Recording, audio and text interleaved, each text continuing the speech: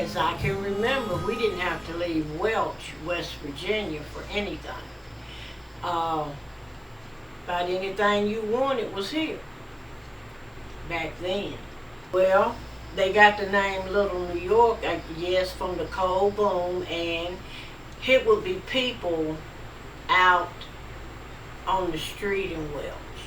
Uh, Back in the day, we had like 3 red lights. Now we only have one. It's the truth. And I mean, it was just wall to wall people every day. It was still, I guess you could say it was still kind of booming. It was less people. You could tell the difference in that. It was less people. Uh, they lost jobs, and just like the coal, as the coal gradually left, the people did the same.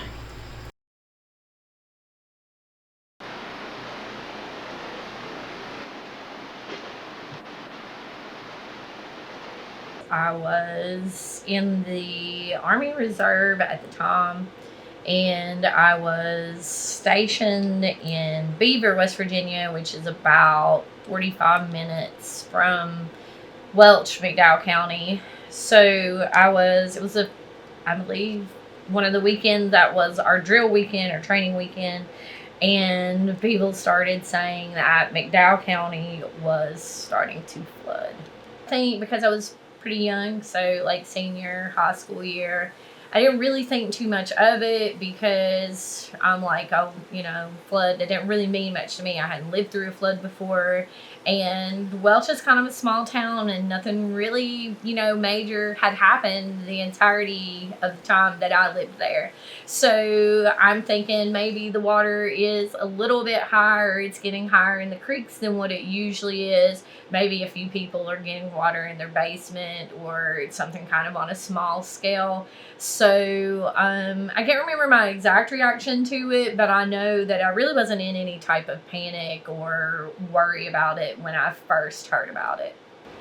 So my family was affected by the flood, but certainly not as much as many of the families in McDowell County were. There were families that lost their homes. There were people who, lost loved ones, lost vehicles, lost a lot of their belongings. And my family was not affected in that way. The way the flooding hit was kind of sporadic. We did live across from Browns Creek at the time on Stewart Street, and there was flooding, but it did not go into my home directly to the point where there was, structural damage or severe damage in it. So we didn't really lose anything, but I definitely had classmates and friends and neighbors and people who did lose everything and have to evacuate their homes and be, placed in FEMA trailers. So emotionally, yes, but physically, no. Uh, I don't think that we were affected like our home, but emotionally we were. I think everyone was. It was terrible. There were a lot of people who lost a lot of things. One of my good friends lived in Keystone and lost her entire house and everything that was in it. There were some people like her that lost their stuff immediately, and then over time there were people who ended up losing or having to move out and evacuate because there were issues like mold and mildew that arose up after the flood.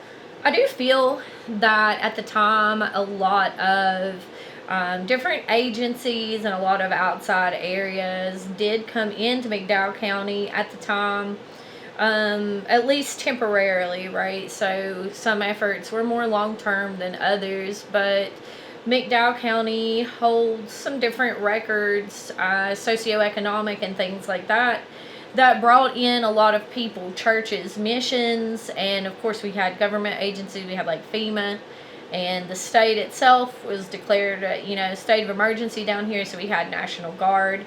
So short term, we had cleanup, we had churches and different things that were coming down and doing some work. And I guess it was beneficial in some ways, but it definitely didn't solve all the problems. I think the people of McDowell County themselves are really resilient people. So most of them have lived through a lot of tough stuff, and some of the people who'd been here longer had even possibly lived through previous floods and disasters, the shutting down of the mines. A lot of them already lived in poverty and just a lot of difficult things. So I feel like the community and the people bonded together and tried to help each other out in the best way that they could.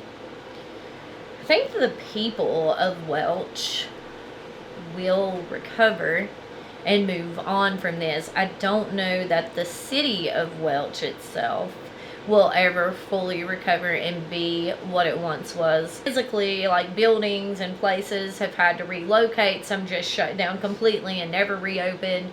And a lot of businesses, you're just not going to make a whole lot of profit coming down into this area in general. I don't see the economic and, physical state. I mean, there continues to be flooding and issues here. It needs to be under new leadership, I feel, because nothing ever changes. Same people, same thing, over and over. I see